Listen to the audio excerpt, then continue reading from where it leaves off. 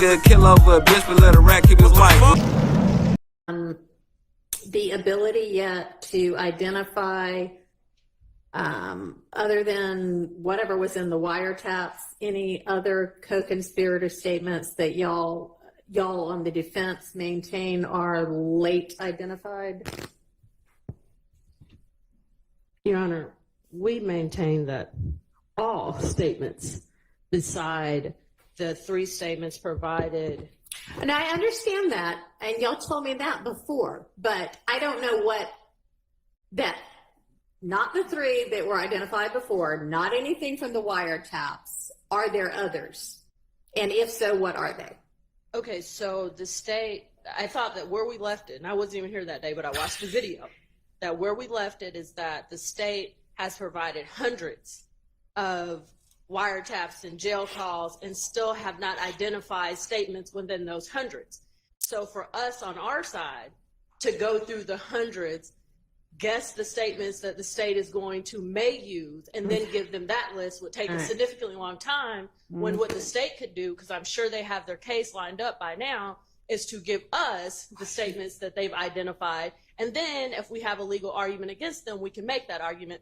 And just for the record, Judge Glanville not only told them to provide all of the statements back in December of 2022, but after that, he told them to not only identify statements, but any evidence that they've identified, transcripts, any of the case, videos, that if they know that something is inadmissible, they need to go ahead and redact it, tell us, hey, I'm going to introduce this. I've already redacted things that I know as an experienced litigator. It's probably not admissible. And then if we have any further redactions, to let them know. So that is the way this was supposed to move timely, not be a trial by ambush, not have the jury sitting outside waiting on us to get through the issues. These are the orders from Glanville. And Your Honor, respectfully, none of them get followed. I'm noticing that.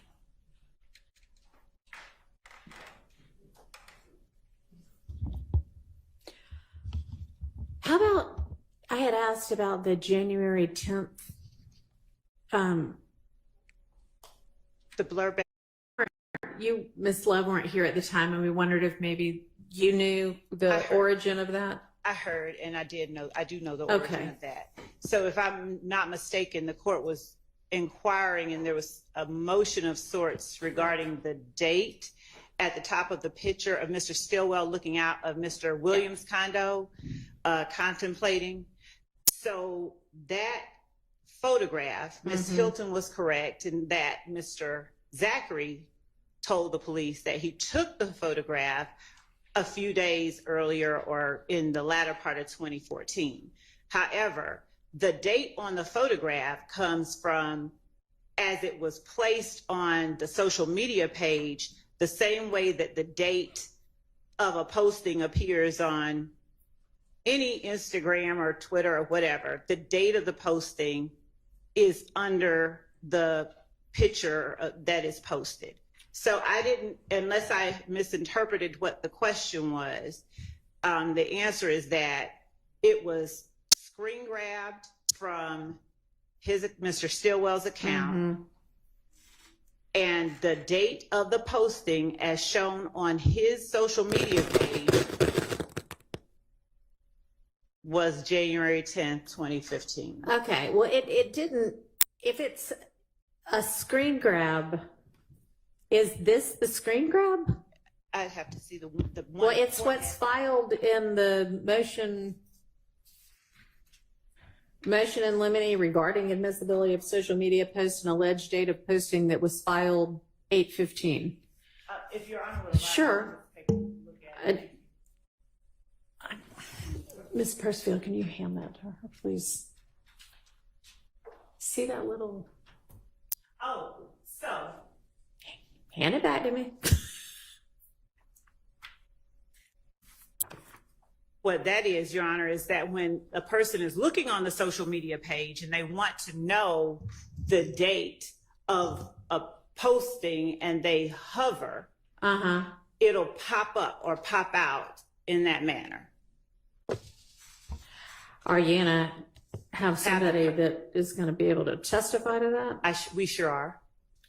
Because it was done on more than one. Somebody hovered, that date appeared, and then y'all took the screenshot or whatever, screen grab. Two things. We, in not just this instance, in other instances as well, we not only captured it as it was shown, like if it with January the 10th, 2015, on the picture itself, but we also went back, the person who was looking at the social media page and hovered just to get that pop out that the court is looking at on that exhibit. Okay. So in multiple cases, we have a screenshot of a social media page with the date on it, and then a corresponding screenshot with the hovering where the date pops out.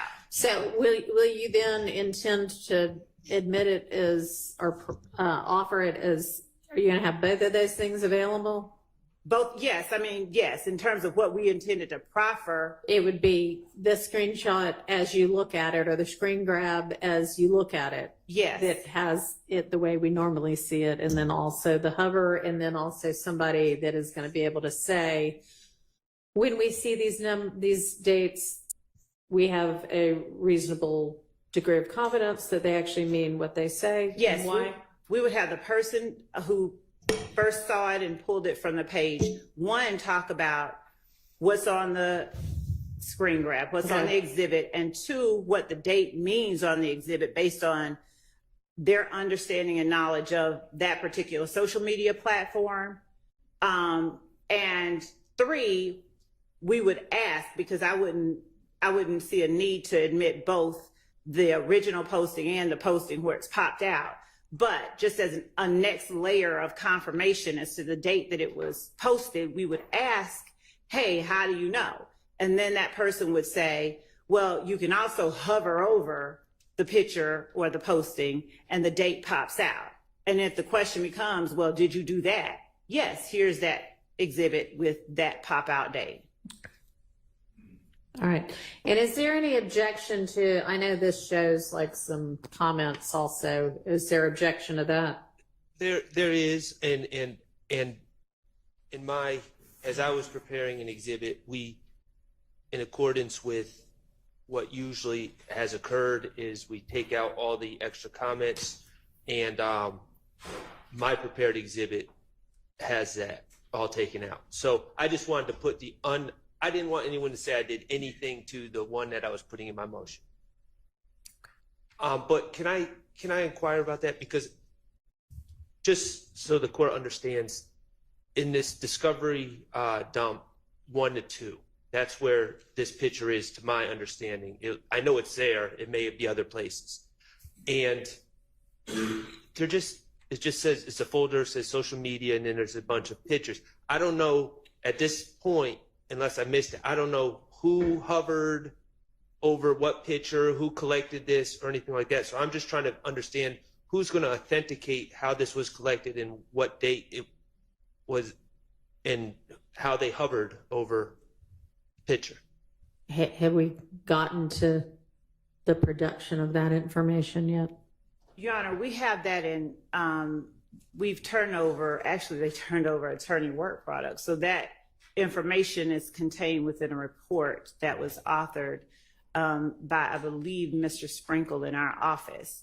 So and that actual picture is addressed directly. Okay. So in as much as we turn that report over. All right. Sounds like it's Mr. Sprinkle. He's one of the people who addresses that report, that social media posting, and what is contained and what it shows.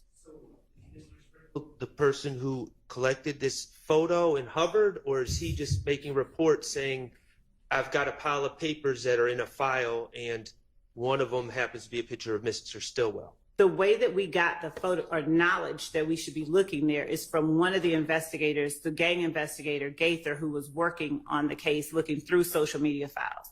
Mr. Sprinkle, as I understand his report and as I understand my conversations with him, and I will make certain that what I'm saying is absolutely correct. Mr. Sprinkle addresses in his report this social media posting, and then he talks about the date that it was posted. My memory is that he talks about the popping out, but I have to look at that. But I know that it is definitely Mike Sprinkle and Investigator Gaither that, and as with the rest of them, he addresses quite a number of social media postings, both he and other investigators that have worked on the case. All right. All right, so at least we've got that answered. Or not. It's been answered respectfully, Your Honor, but I guess this is just my way of saying this evidence did show up in their list of exhibits that they plan to